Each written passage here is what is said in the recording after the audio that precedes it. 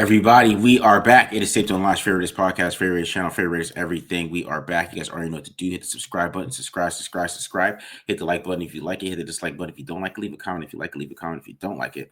Also follow us on Twitter at the Mark John NFL for me, at mholder95 for Matt, and of course pandasubs.com. Discount code TDL for 25% off on all your favorite protein products. All right, so today we're doing some one Matt's guy is highly requested, which is Kyle McCord. I've seen that. What about McCord, man? So y'all get to find out about Kyle McCord. So I'm excited about Matt's breakdown because I haven't really watched Kyle McCord, so I'm interested to see what he looks like. And then I'm doing Omarion Hampton. So a lot of people are going to say like, oh, they have no chance in them, but I don't know. We'll see. Running backs sometimes they can fall through the cracks, and it's like the running back you could take at 39 is an option. It's there, so we'll see. What the Raiders think of him, and if he ends up falling, which running backs do fall like this, like a crazy that happens. Let's see if the Raiders do, or see if they take him. But that's gonna be interesting to look at. But I'll break him down in a second. But first, some Raiders news, I guess, is what Sam Darnold as the Raiders quarterback. It's like a for sure. Like Adam Schefter's like putting $100,000 on it on a bet.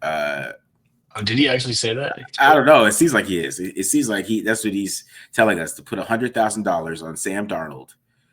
I feel like that's what he's saying. I don't know. He's so sure that the Raiders are going to go over Sam Darnold. So Matt, your thoughts on just quickly your thoughts on like what Sam Darnold. Yeah, I mean, I haven't dove into the film too much. I think I get not very cautious of it just because of the way things ended with Sam Darnold. Like, I know he had a great year and had the career Bible.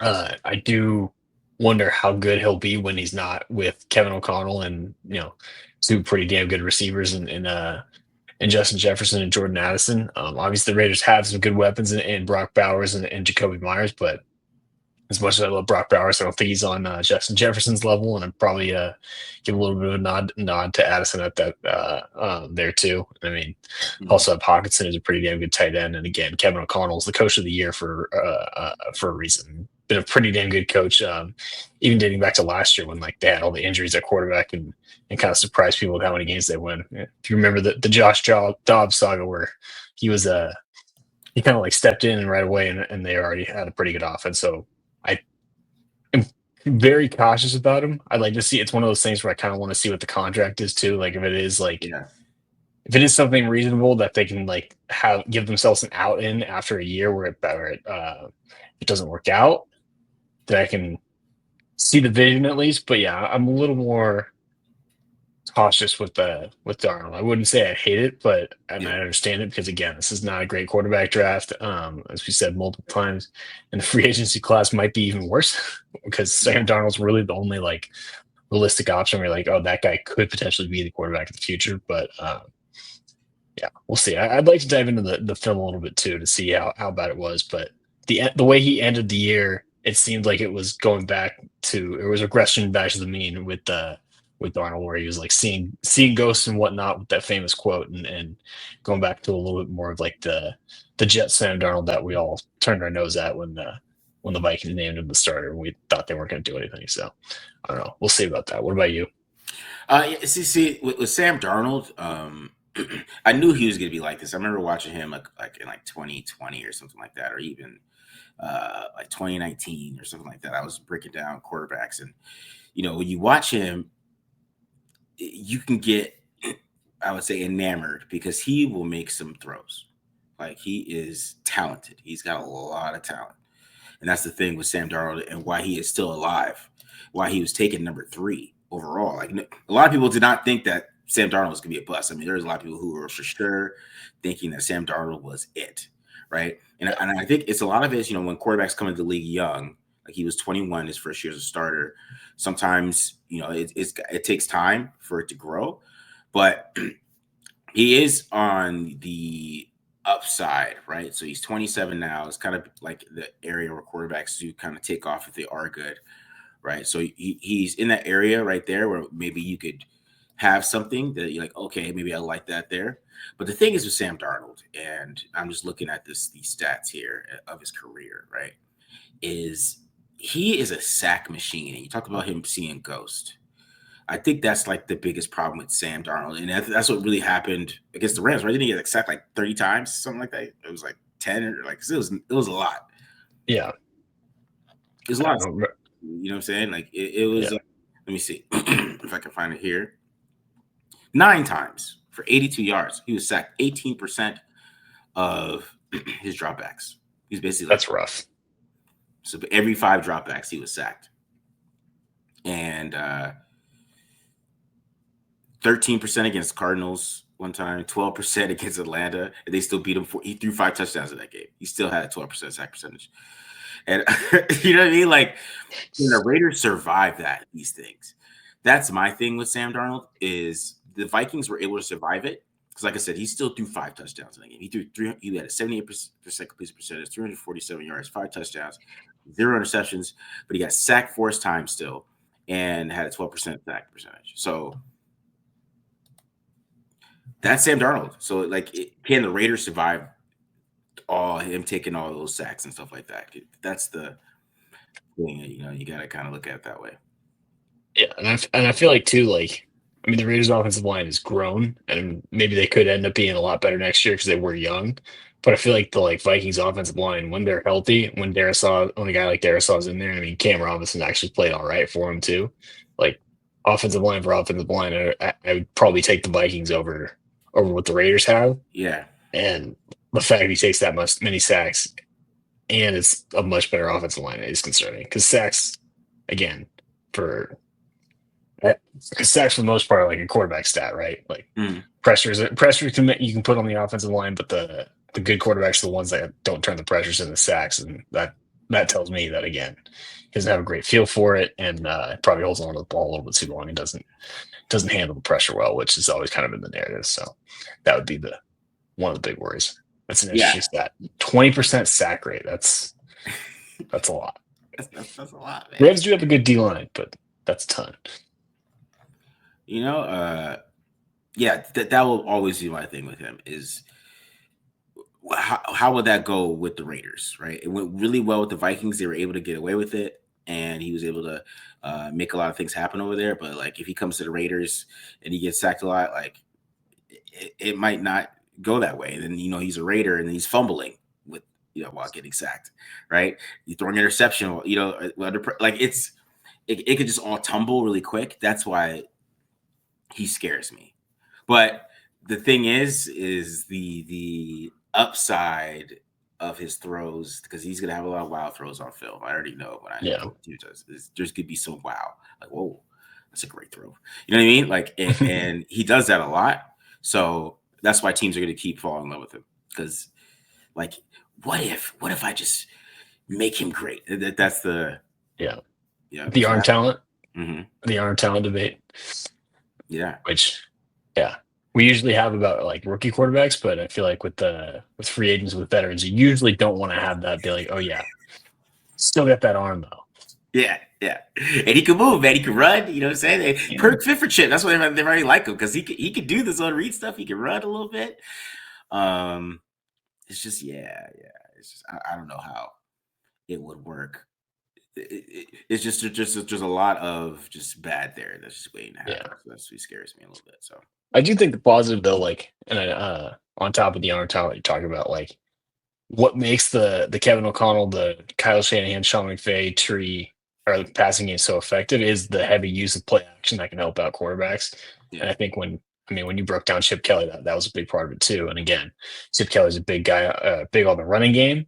And I think if they can pair that would help at the very least ease that transition of playing to Sam's strengths, so to speak. So yeah, I think that's where the fit does come in a little bit.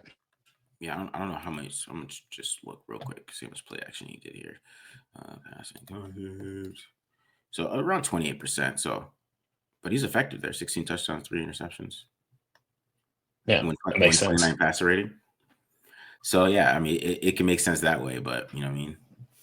Then you get to the playoffs and he gets sacked 9 times. So All right, so let's get to our draft show today. This is what we really want to do here. So we're doing Kyle McCord and Omarion Hampton, or Omarion. That's it. Omarion Hampton. And so we're getting breakdown into those two guys today. So talk about Kyle McCord a little bit, Matt, because like I said, I have not watched Kyle McCord yet. Yeah, so with Kyle McCord, like part of the big reason why I wanted to watch him and break him down on the show is because of like what you said. A lot of people have been asking about him, and I didn't catch a ton of Syracuse games this year, so I didn't know a ton about him until I really dove into the film. And I mean, I give the guy a ton of credit. The way things ended at Ohio State, where they basically shoot him away and told him to kick rocks after the season that they had in 2023. Like, he did battle back and had a hell of a year. I mean, ended up breaking the ACC record for passing yards and had some pretty good throws on film. One thing I will give him is he's really accurate. Like, he's probably one of the more accurate quarterbacks in this draft class.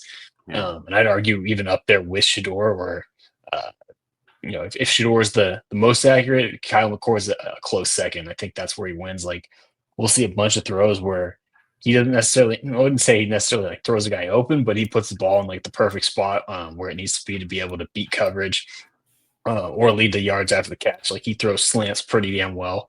We'll see about, like, I think he got like 5 of them where he just puts it right on the face mask and that kind of stuff. I will say though, like, one of the things that kind of drew me away, or the thing that drew me away, is like, what I'm worried about is his arm talent. I don't think he has a very strong arm. We'll see a few deep throws from him today where he places the ball well, but like, you can see a little bit of the lack of arm talent. Yeah. He doesn't have a ton of like velocity on his throws. And then what kills it for me is he also stare reads down pretty badly. Like, that's where he gets a lot of his turnover worthy plays. So it's like, when you can't manipulate defenders and you don't have the arm to just rip it into tight windows and coverage, that's what picks and interceptions and all that stuff and turnover worthy plays happen in the NFL. Like, you're going to have to work with him on eye manipulation and getting his arms a little bit stronger. So I think that's where I get a little bit apprehensive of him being like the guy. He's definitely more of a guy that, like, if you draft him on say day 3, you're hoping to, if you want to be your starter, you're trying to work with him to improve his arm strength and teach him how to use his eyes to manipulate stuff, because he does it, and he does it a lot with his first read too, which is going to be one of the cardinal sins in the NFL. So that's kind of where I get a little bit wary of him. But again, like, we'll see some of these throws that he puts where, like, he just puts it the ball perfectly. Like, he's got like pinpoint accuracy when especially targeting like in the short to intermediate areas of the field where he has some pretty damn impressive throws, but he's just not going to wow you with a lot of balls down the field or anything like that. Okay. Yeah. So I was looking at his or you're saying I was looking at his stats here. He has a turnover worthy play of 3.5. So that makes sense to what you're saying. If you're going to go add stats to film, that makes complete sense, in my opinion. He stares down things. It kind of just shows it right there. But yeah, that's super interesting, because like you look at him, he has the size and things like that, but he just doesn't like have probably the NFL arm. That's why he's not getting enough buzz like that. But he is not old or anything. That's what I was trying to see, like how old he is. He's only 22. So he's not one of these older quarterbacks like Tyler Show. Every time I go back and watch Tyler Show, that I found that he's 26, just looks different. Like, yeah, you are balling in college football at 25 years old.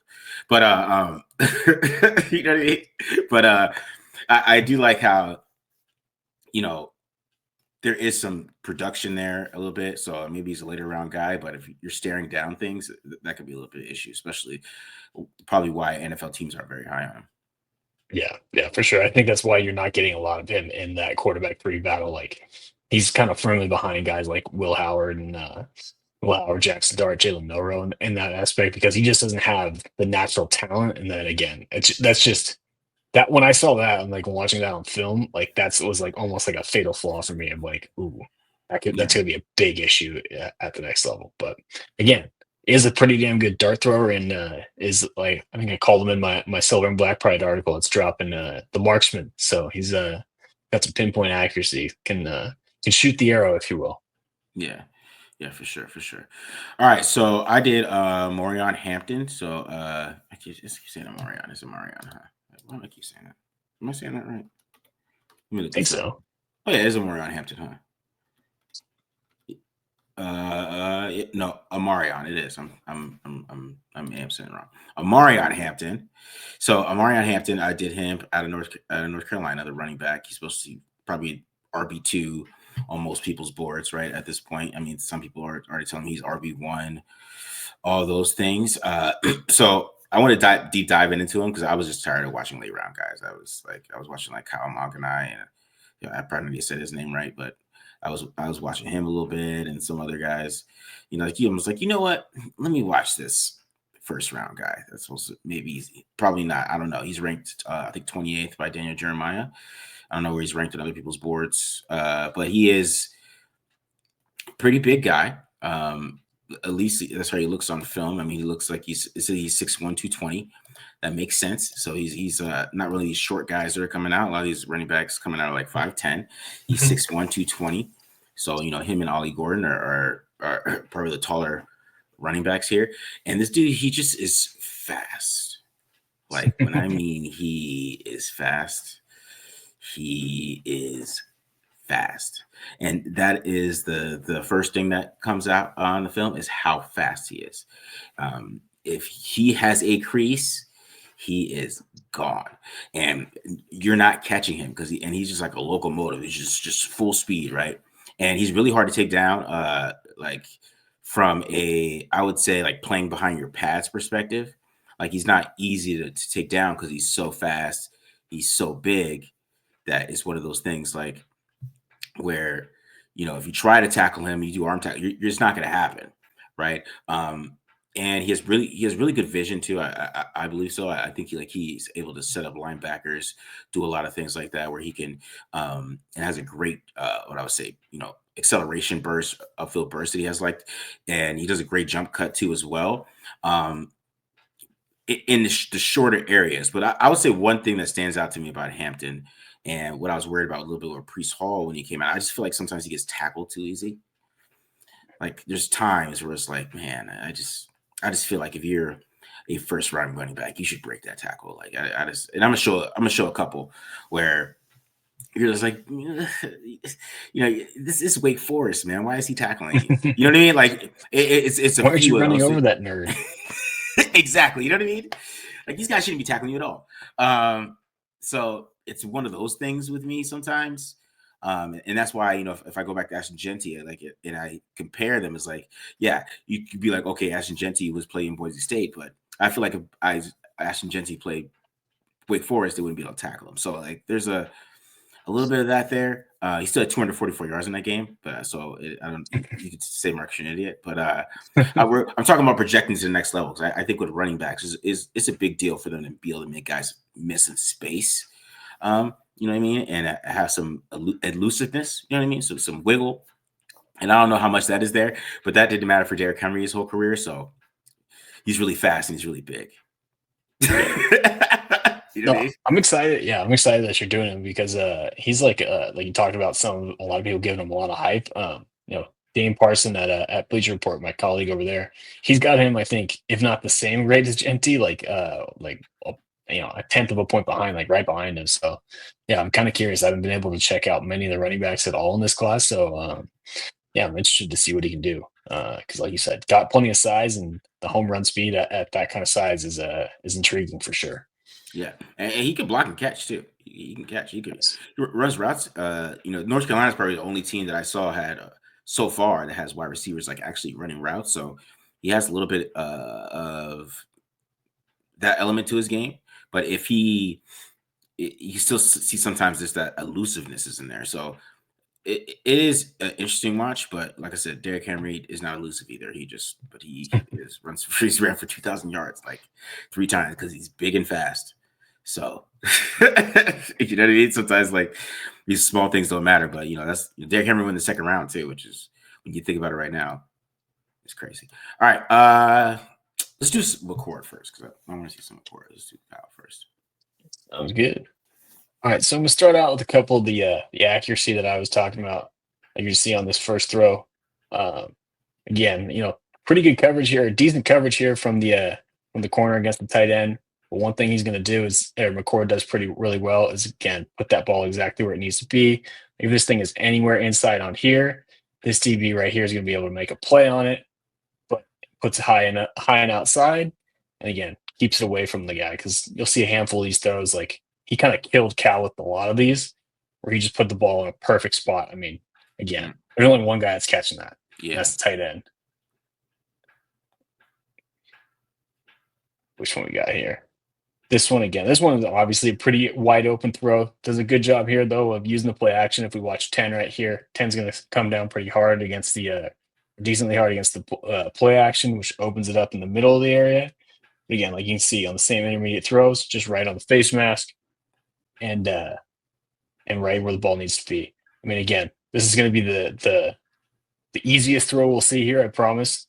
But just kind of want to include it to show again in this area. Throws it to a spot perfectly. That's a great throw. Again, we'll see more on this too. Like right in line, like receivers barely got to slow down to get it and keep his momentum and lead to some extra yards after the catch. Make the safety miss there to tack on more yards. This one was pretty impressive. We're going to see this receiver do a pretty good job here against this corner with inside leverage. The receiver ends up winning inside.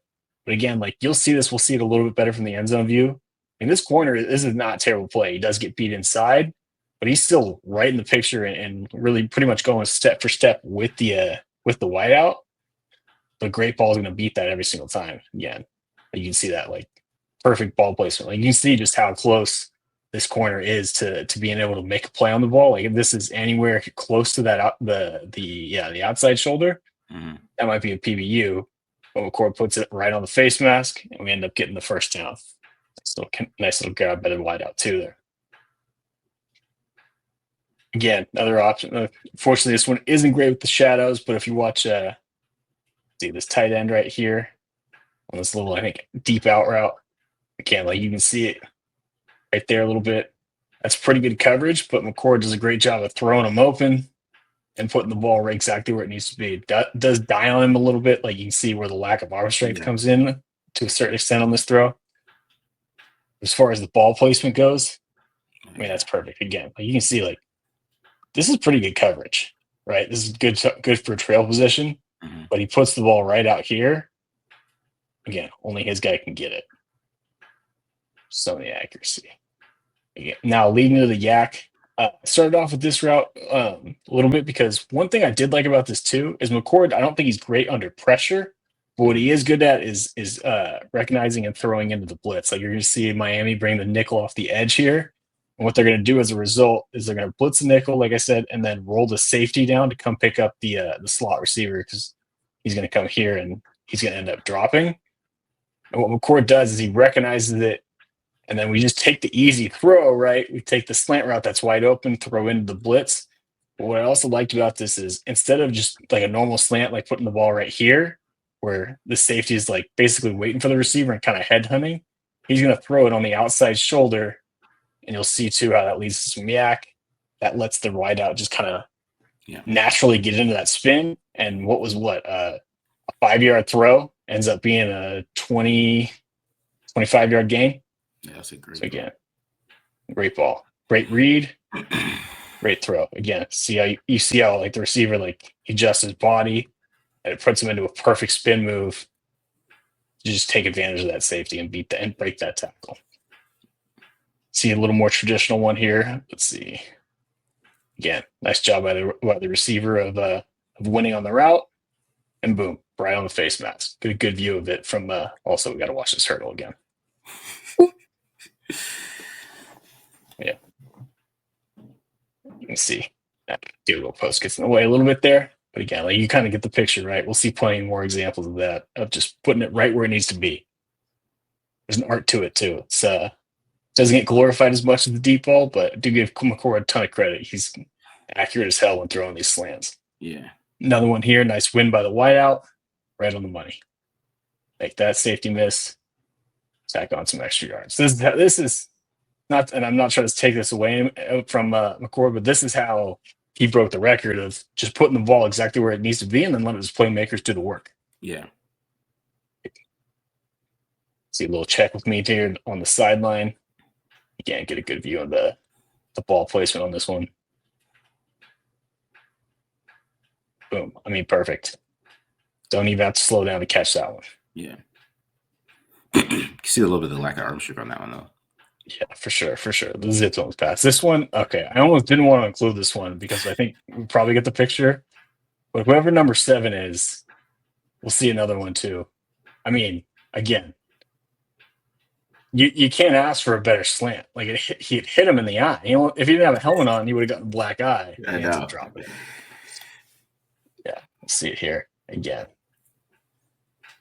I mean, you can't ask for a much better ball. He just drops it. Now this one too, again, going back to number 7. Now originally I thought this was a touchdown, but I guess it got reviewed. I think the corner ended up punching it out here. So again, number 7, I don't know who that guy is, but he owes Cal McCord a beer after this game. I hope we bought him a beer after that one because he took some stats away. That was probably like 50 yards right there. I know. I mean, it's perfect. Like, can't ask for it better. Just tuck it away, son. But yeah. Bill Walsh is watching this from heaven. He's just in awe of his slant throws. Exactly. Oh, all right. Now the other thing I think he does pretty well is throw with anticipation. Like again, this is similar to that route we saw earlier in the game. But I'll pause it right when he starts his throwing motion. Like you can see, like he already sees the leverage of the defender here, sees him in a compromised position, and he's already starting his motion before. Even before the wideout gets through his break, it's in stride in time again. A little bit better arm strength on that one to be able to complete the pass.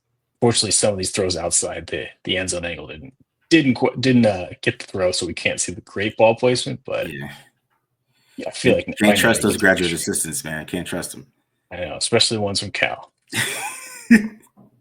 Similar throw here again. Another out route recognizes the inside leverage by the corner. Easy read. I mean, he's got the ball up at this point before the receiver's even out of his break. Just beat the coverage. Nice throw.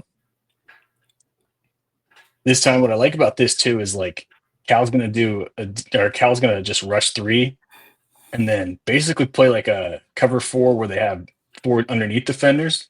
Mm-hmm. But if you watch this outside linebacker, he's going to stay put and stay inside the numbers. So that curl route is open, and if I back this up even further, the other thing I like about McCord's pre-snap read here is he notices this corner is already playing about 4 yards off, and as you can see right here, is already starting to bail. So that corner is going to be open, and I mean, receiver's not even at the top of his route right now, and just throws it perfectly on time, and we end up beating the coverage. When you're playing corner like that, there's not much you can do. Yeah. I mean, that corner, honestly, in my opinion, does a pretty good job, or a decent job at least, of driving on that route. But a well-timed throw is hard to defend, and we end up picking up the first down. I don't think this is a huge part of McCord's game. I only noticed a couple times when he did it and did it well. But he does have a decent back shoulder ball, like you'll see here on this little motion, the jet motion, wheel route or fade route. Mm-hmm. Kind of puts it perfectly. Again, just keeping it away from the defender, give his guy a chance. Now, I think you probably can notice too, like not a ton of zip on that ball, not a ton of velocity that you would like. But again, as far as placement, it's pretty good back shoulder throw to give us a chance to score. See it here. You can see throws it toward the front pylon. Keep it away where only one guy can catch it. Another one here. Yeah, what I like too is like he notices when to throw it. Like you'll see like very clear man coverage here from the corner in that trail position. Put it on that back shoulder. We created an explosive play down the field. So again, not a huge part of his game. He's not a huge back shoulder guy, but does have that club in his bag, so to speak, when he needs to pull it out. These are the deep throws I was talking about. Again, the arm strength isn't going to be great, but you'll see the receiver there has to kind of slow down around the 45 to be able to catch it. Mm-hmm. But in the end zone view is going to do this one a little bit more justice, but like you can kind of see like right now, like again, that's good coverage. Yeah. But McCord just drops it in, and we end up getting an explosive play out of it. Now, the one thing I will say too is like I know I talked about him throwing with anticipation, and we saw this with Dylan Gabriel. This is why I think Gabriel's a little bit better than McCord is. Mm-hmm. Is when you don't have an arm, that ball needs to be out right now. Yeah, you're right. And he's late on it, and that's another reason why the receivers got to slow up a little bit, and that catch has to be a little bit harder. But at least from an accuracy standpoint, this is a pretty good throw. Like, we'll see a good angle of it here of just how close this was to getting tipped, and he kind of just dropped in the bucket. Like, let's see, you can see like right here. I mean, at one point, I don't even know if there's any air in between it, but he just drops it in perfectly. That's a great job by the receiver too, stacking him like that. Yeah, that's a nice play. Another deep ball here. This one going to be a little bit more inside. This is what I like too, is like this time, like you notice, like it's different positioning from the cornerback where he's going to be outside leverage, kind of get spun around here on the release from the receiver. So what McCord does a good job of is like, hey, I'm not going to try and throw the back shoulder or even throw that fade ball I just threw. He's going to keep it inside or this side of the numbers and let the receiver use his body to kind of shield that defender. So I liked that was the other thing I liked about him when he does throw deep is, again, doesn't have the great arm strength, but he'll put the ball where it needs to be so that he can give his guy a chance to go catch it. You can see here, like the receiver at this point can use his back or keep the corner on his back to a little bit to help make that catch. It's a great throw, getting hit too. Yeah, it was. Yeah. This time we get some redemption from number 7, but you can see like the same kind of thing. Wins off a line with the little outside release and keep it to the inside. Keep the ball to the inside and hit your guy. Number 7 gets some redemption on this one. That drop on the slant, that was gonna. Still can't believe that one. Yeah, good ball. So yeah, I mean, I feel like a pretty good game. Obviously, didn't have a great example of him staring down a read. There was one against, I think might have been Miami, but one of the games I was watching where like it was real bad. I don't know how it didn't get picked. Where the DB like from another area in zone just read his eyes and jumped the route. But again, as far as an accuracy standpoint, you're not going to find many guys that are college quarterbacks that can throw it like that, because that's something that I thought was the special part about his game and what really makes him stand out against some of these other guys in the draft class. Yeah, I mean that ball placement is important in the NFL, right? I mean that you can with Kyle McCord could definitely get away with like being in like a Shanahan system or something like that, where he doesn't need that much arm strength in it. Yeah. That's why I made the Bill Walsh joke, because he's like a perfect fit for that, where he doesn't have to, right? He's just quick slants, those type of throws, the choice routes. If he's always on point with those, and those are yak based offenses, you're going to get a lot of yak, and I think that's where he could fit in the NFL. That's his future. He's got to try to get in one of those places where that takes really care of his skill set, which is kind of just playing point guard. That's what it looks like. Yeah. He's playing point guard out there and getting that ball out and getting a lot of yak. It's funny that you say that, because Syracuse ran a ton of quick outs and a lot of curl flat concepts, a lot of slant flat concepts. So I'm like, yeah, this is West Coast to a T. So yeah, definitely a West Coast guy. I mean, and I think the other thing too, like with the Shanahan offense, is Shanahan likes a quarterback where he says, I want the ball to go here, throw it here, kind of deal, and he will do that. Sometimes too much. Again, sometimes he follows directions a little bit too much and doesn't quite make the adjustment. But yeah, as far as accuracy goes, like, Duke can throw some darts, man. He hits some bullseyes for sure. Yeah, man. Yeah, he was definitely impressive there. But you could definitely see how, because I feel like everyone you showed was like a first read. I didn't see like 1 second read, like him just like. It's a lot of first reads. This is not a whole lot of progression. That's the other part of it too, is I don't think he's great at reading defenses, because there were a few throws in there where I'm like, you just threw that. Like Carson Beck style, like just someone got to be open. I'm just going to throw that. And it gets worse under pressure. So not a perfect guy. Don't mean to rain on some people's parade, but at least I showed you what he can do. I showed you what you like. So I gave you a little bit. So I got to hate on him. At least on the analysis part of it. Yeah, because I was watching, I was like, so there's not like one progression read. He's not going to like get to the second progression ever here. Okay, cool. I mean, some great throws though. The first one, great. Yeah, accurate. That is for sure. Yeah. All right. All right. Let's do some Hampton. All right. So we're doing Omarion Hampton out of North Carolina, number 28. So let's get into this game a little bit here. So start off with a little counter on this one. Right, you see the pullers. You see the pullers there. Now, what I like about Hampton here, he's a great gap runner. Okay, but he can run zone too. I'm not saying he can't, but like with the gap runs, he is pretty special. So you can see his patience here. Okay, lets the blocks develop, right? And see 68, just this guy's midair already. So you see what's happening to him. This little guy is getting already ate up there too, and it was like very subtle how he was able to kind of slow down, allow this block to happen, and this just him in the open field.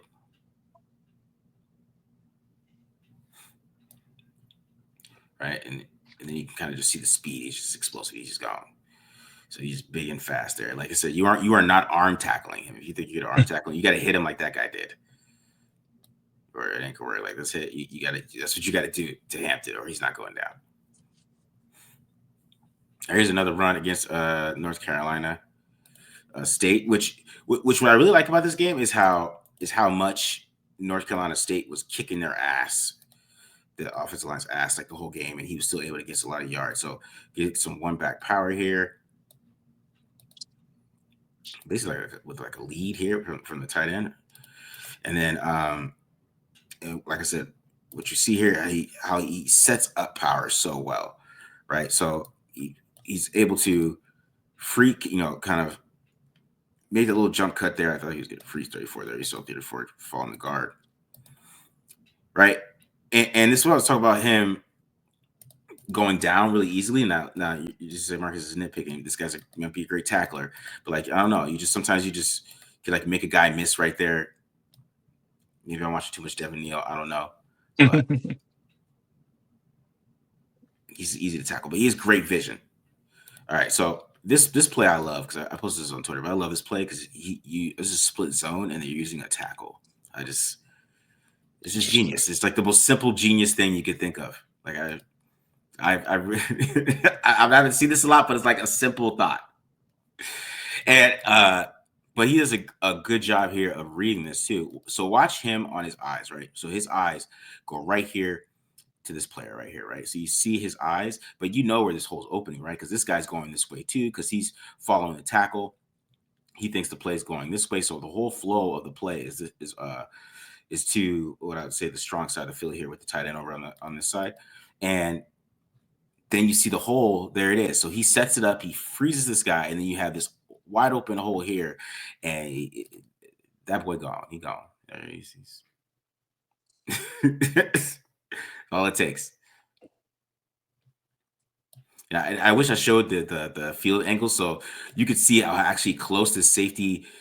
You would think the safety could get him. He just can't because he's just so fast.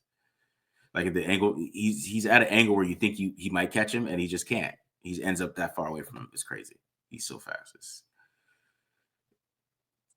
I want to see what his 40 time is. That's why I think he might go first round anyways, because if he's 220, he runs a 4.3 or something like that. I don't know. So you can see how explosive he is on this one too. So you get a little outside zone here. So what I like is the vision on this one too. He sees this linebacker is going with the flow of the outside zone, right? And he does a good job of just cutting upfield and showing the burst to get through this little tiny lane because this lane's not big. That's not a big lane. He's going to cut upfield, get to that lane, and make a big play there. But this is not something you see every day. I'm talking like guys try to run through a lane like that. That's why I said you can't arm tackle him. It ain't gonna happen. It's impressive. All right, here we go. This next run here. This was a little bit of a halfback draw, right? You see that? Get a little bit kind of fake some pass sets. But what I like about this run too, so you see 21, he's coming down field, right? So what he does is he just does like a little hesitation, all right? Like it's very subtle. He does like a little kind of the skip step, right? Which just holds this guy because he's got to figure out, will he go this way? Will he go that way? Will he go to is he going to come over here? What's going to happen? And it just freezes him enough where he could just run through it. And then that guy's not going to catch him. So but you can kind of see a little bit what I'm talking about, like in the open field a little bit, where you want him to maybe break some more of these tackles here, maybe make this guy miss, makes the moves, but he just rather try to run people over and stuff like that. And he kind of just goes down really easily. So, but he's such a great runner that it's just really just me nitpicking. I'm trying to figure out something. You got to fill the negative column up in the scouting report. A couple more bullet points. Exactly. You get it. All right. So here's like basically kind of a lead here, but it looks like, let me see. Kind of like power, but Yeah. why power almost? Yeah, basically that's what I'm saying. So because it looks like this guy, he would be a power because it looks like he's kind of going in there, but it's not like really wham either. But that doesn't matter. That's just all right. But if you watch him on this run, right? So you see this guy's coming inside here. He's able to kind of just be patient, allow the blocks to develop, allow 81 to get up to that second level, and then there he goes.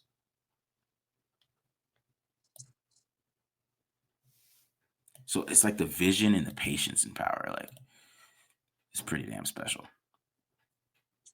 Like if the Raiders drafted him, the Raiders would definitely be a gap running team. Chip Kelly would be like, okay, we're running gap all the time. In different ways. So you see the same kind of concept here on this one, but this is like his vision too, right? His vision and his patience, because if he just follows 81, maybe like he's supposed to, right? He doesn't see this opening here, but he sees it really quick. He gets to it. He's able to get upfield.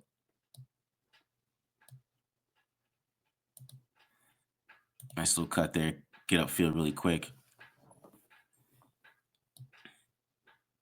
So it's just a lot of great runs on film. All right, here's a little outside zone here. A little split outside zone on this one. So like on this one, him find that cutback right there. So this what I'm talking about. He is scheme diverse. He could do both. I'm just saying. I just think as a gap runner, he's great.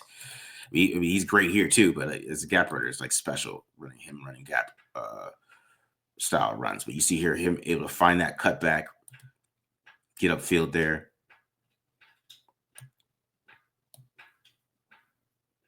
I'm just saying he just gets easily tackled sometimes. I don't know. It's just weird, I guess. All right, so here at this one, you guys see the speed on this one. So now this one, where you see the ability to kind of make guys miss in open field here a little bit. So on this one, you see this ability to kind of just stop here. He just does a full stop. 7 is in trouble here, and he's falling over himself. He ends up getting back inside, and then there's a little jump cut here on 45 there. So it's there. It's just he's so smooth with those jump cuts too. Like yeah, he's in one spot and then he's in another. Yeah, to be honest, I think he's bigger than 220 pounds. That's what I think. That's what I think a lot of this is. I don't think he's 220. I think he's like 230 or something like that. All right, so here we go. Some more counter here. So, like I said, the patience. It's like sometimes he like kind of crawls up to the line. Like he's not. He knows how fast he is, and he's able to get outside here, break a bunch of tackles. Like I said, you cannot arm tackle him. You see how just the burst through the line right there. Boom. It's just a lot to like. I'm doing so many runs here. It's just so many that this dude is real legit. Now, like I said, here's counter again. And what I like about this one here is we talked about like in the phone booth, cutting the phone booth on the last one.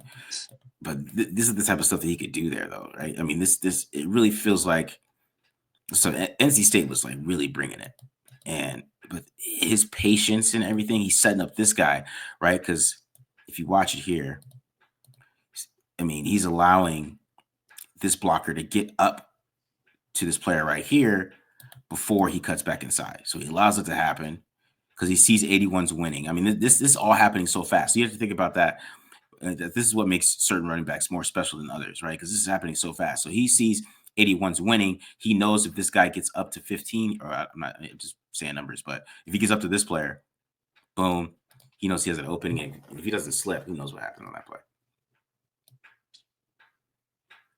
And then I had to put this play on here because this is just ridiculous. This is nuts. So this is like like 4th and 1. Okay, so he's just jumping over a pile trying to get a first down. So he jumps over the pile, and then 45 grabs him, right? Just full impact. You see that 45 took a big blow here. He just poof, his head is hurting after that, right? And maybe that's why he just drags him into the end zone, anyways. That's some Superman shit, man. Holy. I've never seen someone run someone over without their feet in the ground. It's like, bro, it's like I was like, what the fuck when I watched this? like I've never seen this before in my life. I was gonna say I don't think I've ever seen that. Like, holy hell. I don't. That's why I don't think he's 220 pounds, man. He's like 230. He's like 235 or something like that, bro. He's a damn beast, man. All right. So let's talk about him running routes a little bit. So let's talk about why I think he's a little bit bigger than that, because you can see, when he's running routes, he's still smooth out of the cut here. But you can just tell he's a little bit of a bigger player. But this is what you can get out of him, as a all-around player. I mean, it's not a bad route right there. Smooth little arm over, get some separation there. Watch him here on the slant route, so we're gonna get another one on the slant. You can tell he's not a wide receiver, obviously, right? But it's still like a smooth route right there. He still got some separation there. The quarterback wanted to go there. This number 12 guy is super talented. I mean, that's not the best throw to show it, but he has some crazy throws on film. But you could just see that there's ability there for him to be a wide receiver. So here's another one right here.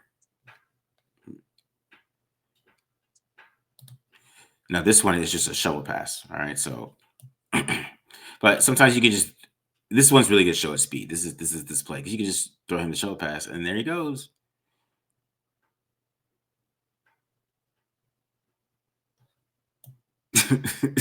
Just crazy.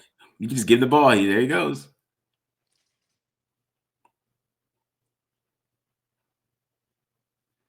So I'm telling you, man, that's what I'm saying. Like, even if it's a 4-4, it all depends on how big he is, man, because he's a monster.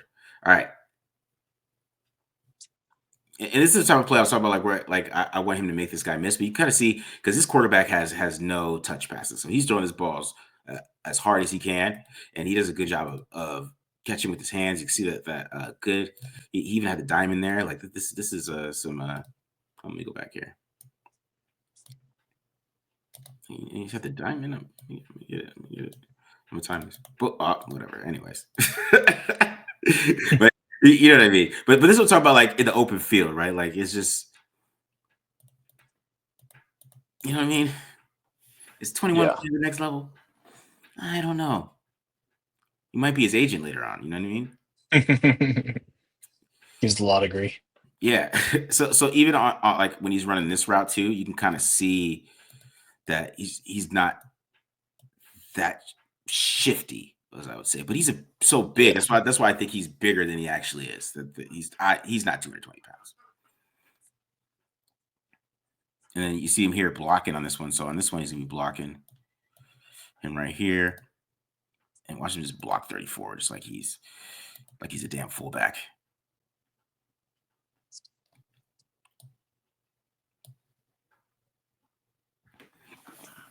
So he's just a monster altogether.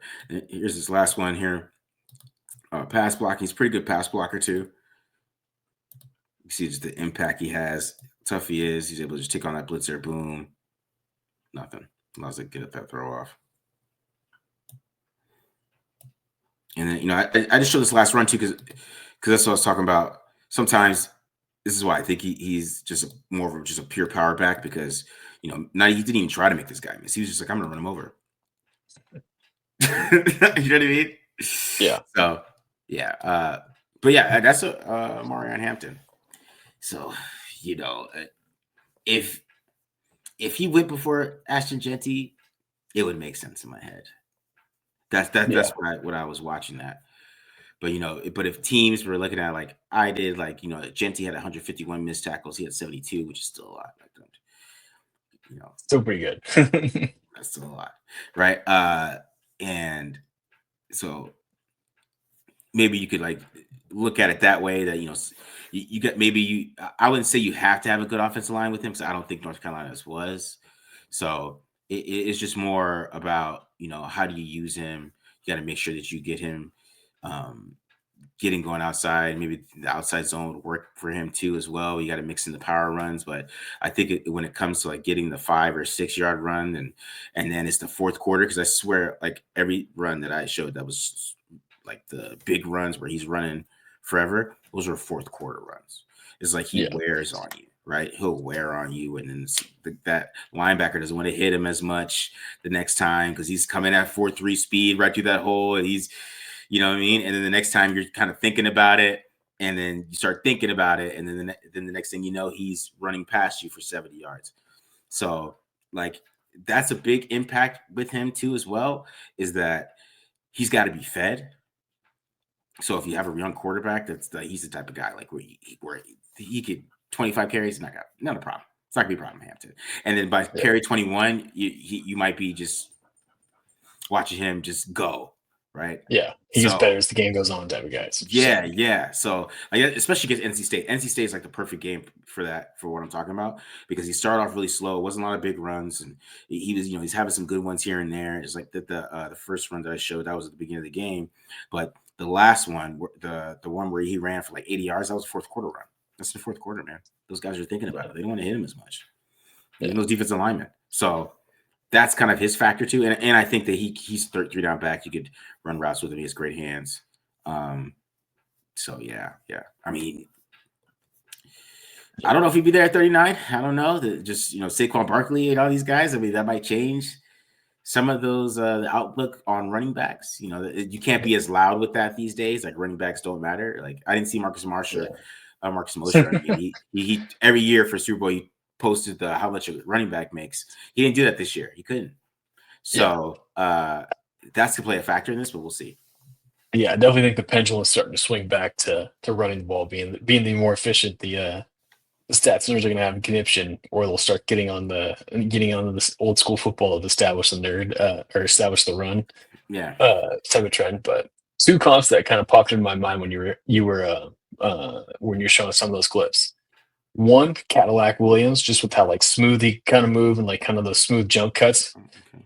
which Cadillac I know didn't have a great run as the Raiders running backs coach, but you watch that dude play at Auburn, he was pretty damn fun to watch in his rookie year. When he had 1,000 yards, it's really good until he got all those injuries. Mm-hmm. The other one was Steven Jackson, just been the Ooh. big dudes who can kind of have that breakaway speed and like run you over, and like but in the same time, like if you get him in the open field, like you can run. I mean, Steven Jackson, I looked it up, he was like 240 and ran a 4.545, which is nuts.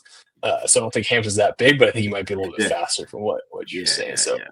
those are the two blends that kind of like just popped my mind: the lateral movement and smoothness of the Cadillac, and then the size and speed combination of a Steven Jackson. So Steven Jackson Yeah. had a damn good career for a lot of years. Good run of 1,000 yard season. So Yeah. He's a monster, man. That's the thing. Like he is. I could just feel like the guy tackling, like the impact that he brings every single time he plays behind his pads. It's more like an old school thing to me. The way he runs and that's why you kind of bringing in some older running backs with your comps there because that's how yeah, he runs football. He doesn't run the football like like Saquon Barkley. These guys, he's trying to hurt people a little bit too, and that's what I'm saying. Like the end of the game, it's fourth quarter, and the Raiders trying to run the game out. There goes Hampton for 65. You know what I mean? That's the type of guy he is. So that's what you really like. yeah, for sure. All right, that's the show for today, guys. So we got Kyle McCord and Omarion Hampton. So hope you guys enjoyed this episode. Like I said, make sure you guys check out all the draft episodes that we were dropping. Probably do another one, and then we'll get into free agency here. So keep, like I said, checking these out. You can check out the member stuff that we got up there. I got like Shador Sanders, Cam Ward. I got 2 Cam Wards, 2 Shador Sanders.